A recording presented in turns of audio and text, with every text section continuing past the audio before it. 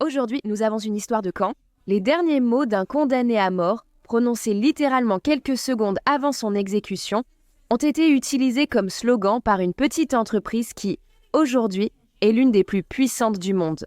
Je suis sûre que tu as déjà un de ces produits et que tu as sûrement dit cette phrase dans ta vie. Il y a aussi l'histoire de quand, lors de la course de Formule 1 la plus glamour du monde, à Monaco, un vol d'un diamant estimé à environ 2 700 000 réés a eu lieu en plein milieu de la course. Devant tout le monde et dans le plus pur style du film Ocean's 11, et pour couronner le tout, tous les acteurs du film étaient en présent lors du vol. On peut aussi y croire. Pour finir, il y a l'histoire selon laquelle certaines personnes ont été tirées au sort et ont gagné un billet pour un match de football américain. Mais ce moment de bonheur s'est transformé en le pire cauchemar de leur vie.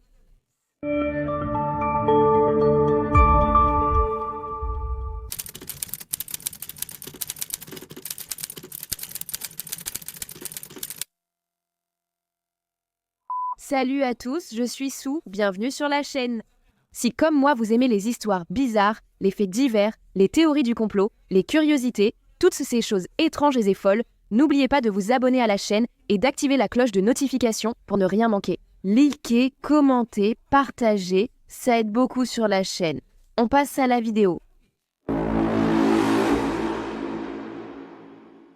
Le 17 janvier 1977, un homme de 36 ans, nommé Gary Gilmore, s'est dirigé vers un hangar d'une usine abandonnée dans la ville de Draper, aux États-Unis.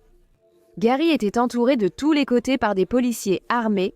Les médias étaient également présents, ainsi que tout cet appareil policier. Il avait été condamné pour un crime qui avait choqué le pays. Et il craignait que Gary essaie de s'enfuir ou refuse d'entrer dans cet entrepôt. Mais Gary n'avait absolument aucune intention de s'enfuir. Vraiment, il était impatient que ce moment arrive, avec les menottes aux pieds et aux mains et un policier de chaque côté. Il est entré et s'est retrouvé face à un immense entrepôt, mais complètement vide. Il n'y avait aucune trace que cet endroit avait été une grande usine alimentaire. Avant, la seule chose qu'il a vue était une chaise unique appuyée contre le mur, au fond de l'entrepôt, éclairée par 2 projecteurs. Cette chaise était pour lui et ce serait la dernière fois qu'il s'y asseyait, sans un mot de personne. Sous les regards de dizaines de policiers, de photographes et de journalistes, il a traversé l'entrepôt vide jusqu'à la chaise et il s'est assis. Dès que Gary était assis, les gardiens qui l'avaient escorté ont commencé à attacher ses poignets et ses chevilles à cette chaise. Tu vois? Et pendant qu'il faisait cela, Gary était complètement résigné à ce qui allait se passer et il n'a opposé aucune résistance. Il est juste resté assis, regardant droit devant lui, fixement, tu sais. Mais qu'est-ce qu'il regardait avec autant d'intensité? C'est que, juste en face de la chaise, il y avait une structure avec un grand drap, comme un rideau. Dans ce rideau, il y avait 5 trous, découpés en forme de carré et espacés à égale distance les uns des autres. Bien que Gary ne puisse rien voir à travers ces trous, il savait ce qu'il y avait derrière eux. Il savait que derrière chaque ouverture se trouvait un policier armé d'un fusil. C'était le peloton d'exécution que Gary lui-même avait choisi pour ce moment, mais qui était donc ce Gary et pourquoi se trouvait-il dans cette situation? Gary Gilmore, né en 1940, était connu de la police depuis son adolescence et avait déjà été arrêté plusieurs fois pour des délits mineurs. En juillet 1976, il sortait de prison après une peine pour un nouveau vol. C'est là qu'il a franchi un cap dans la criminalité, tu vois? Gary a commis 2 meurtres de sang-froid, il a tué un employé de station-service et, le lendemain, un gérant de motel, tous 2 sans raison apparente. C'est juste l'envie de tuer des mauvaises personnes, non? Il a été capturé, il a reconnu les crimes et a montré un sang-froid effrayant en n'affichant aucun remords pendant qu'il avouait les meurtres. Il a été condamné à mort et tant ses crimes que sa sentence ont reçu beaucoup d'attention médiatique. Sa mère, avec des organisations non gouvernementales de défense des droits civiques, ils ont fortement fait pression pour remplacer la peine de mort par la perpétuité. Mais quelque chose de surprenant s'est produit alors que beaucoup de gens manifestaient en faveur des victimes et exigeait qu'il soit emprisonné pour. Et il a été emprisonné pour 1 année de plus, puis encore une fois, et il a été emprisonné pour 2. Et il a été emprisonné pendant plus d'1 an, puis encore 1 année, et encore plus, emprisonné encore une fois, il a été emprisonné. Il a dit. Ce qui lui a permis d'acquérir de la maturité, et il a été emprisonné encore plus. C'était comme ça. Après que les gardiens ont fini de l'attacher à la chaise, ils se sont retirés et l'atmosphère est devenue lourde. Alors, l'aumônier s'est approché et a lu à Gary ses derniers sacrements. Après cela, il a demandé à Gary quels étaient en ses derniers mots. Gary a regardé l'aumônier et a prononcé la phrase qui est devenue célèbre 10 ans plus tard.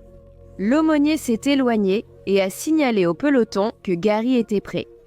Les fusils sont apparus à travers les 5 ouvertures du rideau et ils ont tiré. Peu après, Gary était assis sur les genoux du diable. 10 ans après son exécution en 1987, Dan Whedon, jeune cadre d'une agence de marketing, était en réunion au siège avec ses collègues. Dan possédait cette agence de marketing qui venait de décrocher un contrat avec un nouveau client. C'était une petite entreprise avec beaucoup de potentiel, qui voulait investir dans des campagnes de marketing pour se développer. Et il comptait sur Dan et son équipe pour les aider. Dan croyait au potentiel de son client, mais il savait qu'il avait besoin d'une campagne populaire qui devienne virale pour que le nom de l'entreprise soit sur toutes les lèvres. Donc, cette réunion que Dan avait avec ses collègues était justement pour essayer de découvrir ce qu'il pouvait faire, quel type de campagne il pouvait créer pour cette entreprise. Pendant des heures, ils sont restés là à suggérer des idées, des concepts différents, ils ont poursuivi cette réunion, mais même si beaucoup d'idées ont émergé, plusieurs idées sympas, Dan n'était pas satisfaite. Il n'avait pas trouvé cette idée avec ce petit quelque chose qu'il cherchait. Soudain, un événement étrange et inexpliqué s'est produit, bouleversant toute l'histoire alors qu'il était avec ses collègues. Frustré et ne sachant pas quoi faire, il a dit que, tout à coup, il a commencé à penser à l'exécution de Gary Gilmore, il y a 10 ans, avant. La nouvelle s'était répandue partout. Et Dan, tout comme ses collègues, avait suivi cette histoire parce que c'était un grand événement à l'époque. Même lui ignorait pourquoi cette affaire lui revenait à l'esprit en pleine réunion. Va savoir. C'est quand il revivait mentalement l'exécution de Gary qu'il s'est souvenu d'un détail très spécifique. Il a aussitôt sauté de sa chaise en s'exclamant qu'on pouvait utiliser cela pour promouvoir la marque, ce qu'il fit. Il a utilisé ce fait pour créer la campagne la plus réussie de l'histoire. La campagne a connu un tel succès qu'elle a presque doublé les affaires de l'entreprise en une nuit. Cette campagne présentait un slogan qui est devenu le plus célèbre du monde à l'époque et peut-être le plus célèbre encore aujourd'hui.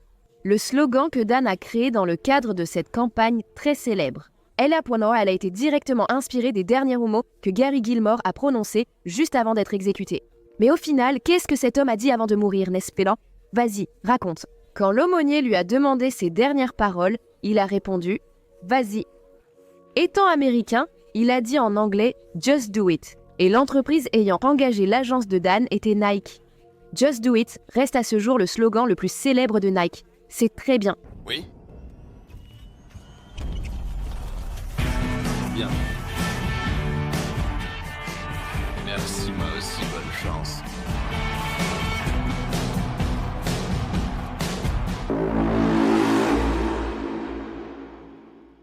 La Formule 1 est un phénomène mondial réputé pour son ambiance très glamour et chic. Des marques célèbres de supercars comme Ferrari, Aston Martin, Mercedes et d'autres dépensent des millions de dollars chaque année pour créer les machines les plus rapides et impressionnantes jamais construites par l'homme. Des célébrités et des personnalités célèbres se disputent les places dans les paddocks. Eh bien, moi aussi j'aimerais y être, il n'y a que des gens beaux. Les pilotes ont tous des petites amies, mannequins ou filles de magazines, et les fêtes d'après-course sont légendaires. Les pilotes sont traités comme de véritables superstars. Et, selon le producteur, qui est accro à la Formule 1, ils ont le métier de rêve de 99% des hommes dans le monde. Et vous, êtes-vous d'accord? Commentez ici, je veux savoir si tous les hommes sont ainsi. Mais il y a une course qui est considérée comme la plus glamour de toutes, que tous les pilotes rêvent de gagner un jour. Pour nous Brésiliens, cette course est d'autant plus significative car Ayrton Senna détient le record avec 5 victoires, le plus grand nombre à ce jour. Je parle du Grand Prix de Monaco. Anthony Hawkins passe sur la ligne droite et le drapeau à damier pour Ayrton Senna. Ayrton va décrocher sa première victoire de la saison 92.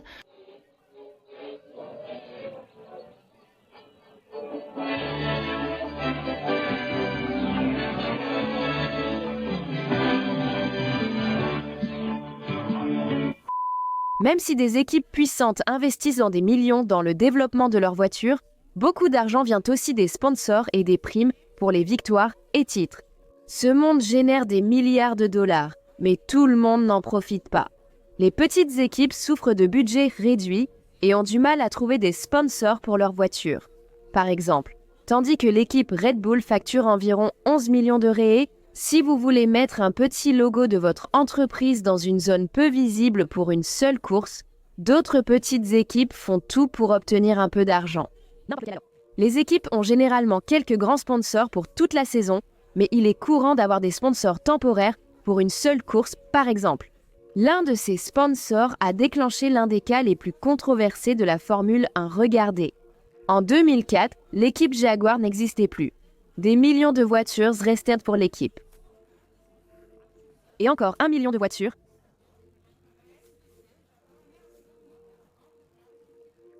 Et encore 1 million. Discussion avec l'équipe. L'équipe McLaren a eu encore 1 million de voitures. McLaren en a eu plus. McLaren a eu encore 1 million de voitures. L'équipe en a eu encore 1 million. Plus d'1 million pour l'équipe. 1 million pour l'équipe. C'est le meilleur. Votre avis en commentaire? Pour revenir au sujet, ils ont obtenu un sponsoring de Warner Movies et peint la voiture spécialement, le nom du film figurant aussi sur les combinaisons des pilotes. Tout le casting est aussi allé à Monaco pour les actions marketing, les photos, etc. N'est-ce pas si pathétique? Mais la cerise sur le gâteau, et aussi l'idée la plus folle que quelqu'un aurait pu avoir, c'est que comme dans ces films, ils sont un groupe de voleurs professionnels qui s'introduisent dans des coffres pour voler des diamants précieux. Ils ont pris contact avec le groupe Simon's Diamond Group, l'une des plus grandes bijouteries et commerçantes internationales de diamants au monde. L'idée était d'emprunter et de mettre de vrais diamants collés juste sur le bout des voitures. Mais quelle idée, n'est-ce pas? Les diamants valaient environ 300 000 $. Ou, si on corrige pour les valeurs actuelles, ça fait à peu près environ 2 700 000 réés. Sauf que, selon les règles de la Formule 1, rien ne peut être ajouté ou retiré de la voiture au cours du week-end. Donc, ils ont dû prendre 5 diamants au total pour les mettre sur les nez de 2 voitures et aussi sur les 3 nez de rechange. Ce marketing a réussi. La petite Jaguar a attiré l'attention des médias ce week-end grâce aux acteurs de Hollywood. Et aussi avec cette idée folle de mettre 3 millions de réés sur le capot de leur voiture, roulant à 300 km/h sur la piste. Regarde ça. Pour aggraver les choses, aucune compagnie d'assurance n'a accepté d'assurer les diamants. Le risque était très élevé, n'est-ce pas? Le Grand Prix de Monaco a souvent des accidents et la probabilité que ça tourne mal était forte. L'équipe a donc renforcé la sécurité et placé des gros bras dans les stands pour surveiller les nez des voitures. Pour éviter tout vol, non. Finalement, le dimanche, jour de la course, est arrivé. Les 2 Jaguars se sont mal qualifiés et sont partis du milieu ou du fond de grille. Ce qui augmentait considérablement les risques d'être impliqués dans un accident dans les rues étroites de Monaco. Au début, les mécaniciens et ingénieurs de Jaguar visaient une bonne course et quelques points au championnat. Les propriétaires des diamants voulaient pas seulement éviter les accidents et que voitures et diamants finissent à passer la course intacte, n'est-ce pas si l'espace assez? Quelques secondes après le départ, il y a déjà eu un énorme accident. Mais heureusement, les 2 voituriers de Jaguar ont réussi à l'éviter et s'en sont sortis indemnes. La joie des pauvres ne dure jamais, n'est-ce pas mes amis? Christian Klein était une débutante en Formule 1 et c'était la première fois qu'elle courait à Monaco. Il s'en sortait plutôt bien, jusqu'à ce qu'il décide de se dépêcher et de rappeler l'équipe pour quitter la voiture, de presser l'équipe de sortir la voiture. La sécurité a décidé de se dépêcher et de faire sortir la voiture. Ils ont décidé de presser et de faire partir l'équipe de sécurité, de se dépêcher et de faire sortir la voiture. L'équipe s'est dépêchée et a quitté la voiture. L'équipe doit se dépêcher, partir. Les principaux suspects seraient les commissaires de piste ayant aidé à enlever les voitures. On dit même qu'ils ont été fouillés après la course. Les images télévisées ont été analysées pour vérifier si quelqu'un avait profité de la confusion. Ali a trouvé la pierre précieuse, l'a cachée dans son caleçon et est parti. Le diamant a disparu. Certains disent que le diamant a pu se détacher lorsque la voiture a heurté celle de devant et a cassé l'aileron. À environ 50 mètres avant qu'il ne percute le mur, le diamant était relativement petit et a pu rouler sur l'asphalte. Ça aurait été très difficile à trouver sans interrompre la course pour faire une fouille à cet endroit, n'est-ce pas trop chiche? La petite pierre a sans doute été balayée avec les débris et est peut-être restée sur la piste. Et qui sait, elle a peut-être même été retrouvée par un employé chanceux au moment de tout démonter là-bas, n'est-ce pas? Plus de 20 ans se sont écoulés depuis ce mystère. Et jusqu'à aujourd'hui, personne ne sait ce qu'il est advenu de ce diamant valant des millions. Là-bas, qui sait, c'était peut-être l'équipe de Danny Ocean qui a réussi un vol parfait, comme dans les films, non? Au final, cette histoire a eu un tel succès qu'elle a fait beaucoup de publicité pour le film. L'équipe Jaguar et la joaillerie, qu'ils ont déclaré qu'ils n'allaient peut-être pas déposer de plainte à la police et qu'ils n'offriraient même pas de récompense à celui qui retrouverait le diamant et le rendrait. La publicité gratuite qu'ils ont eue valait largement plus que les 300 000 $ du diamant. Non. Au final, tout s'est bien passé pour Jaguar, qui a réussi à obtenir l'argent pour terminer la saison. Et, à la fin de l'année, elle a été rachetée par Red Bull, qui des années plus tard allait dominer la Formule 1 avec plusieurs titres mondiaux. On sait que le football américain est une vraie passion aux États-Unis, mais en 1985, l'équipe des Washington Redskins était à un tout autre niveau. Ils avaient gagné 2 Super Bowls et le président américain les avait nommés équipe du siècle. Lors des matchs à domicile à Washington, il était impossible d'obtenir un billet. Le stade était toujours plein et la liste d'attente dépassait 1 an. Regarde comme c'est fou. Mais quand Flagship International Sport Television a été lancé, ils ont proposé une promotion incroyable. Tu vas regarder, des centaines d'habitants locaux et de fans des Redskins ont été sélectionnés au hasard et ont reçu des lettres les informant qu'ils avaient été tirés au sort et qu'ils avaient gagné un billet Very Important Person avec droit à un accompagnateur. Pour le prochain match qui allait avoir lieu, ils ont couvert les frais de transport et la personne tirée au sort aurait accès à la zone Very Important Person. Ce genre de choses vraiment classe, tu vois. La personne tirée au sort devait assister au lancement de la chaîne et récupérer les billets en main propre. À cet événement, prévu peu avant le match, imagine la joie de ceux qui ont reçu ces lettres. Non, il suffisait juste d'apporter un document pour prouver qu'ils étaient bien la personne tirée au sort et il ne restait plus qu'à aller profiter du match dans la zone Very Important Person. Ce genre de choses ne m'arrive jamais, vraiment. Le jour de l'événement organisé par la chaîne de télévision, un centre de congrès entier a été loué pour ça. Les portes n'ouvraient qu'à midi, mais il y avait déjà une file immense de chanceux qui s'était formée à l'extérieur. Les gens sont arrivés progressivement. Ils étaient accueillis par la mascotte de l'équipe. Il y avait aussi les Pom-Pom Girls qui les prenaient dans leurs bras et les accompagnaient jusqu'à la réception pour confirmer leur nom. L'ambiance était festive, tout le monde était très excité et heureux, non? Après avoir confirmé que la personne était bien la gagnante du tirage au sort. Ils rassemblèrent des groupes de 20 personnes et les emmenèrent dans une autre salle, préparée avec un maître de cérémonie et tout, pour enfin recevoir leur billet tant attendu. Mais c'est alors, au moment le plus inattendu, que cela arriva. Regardez.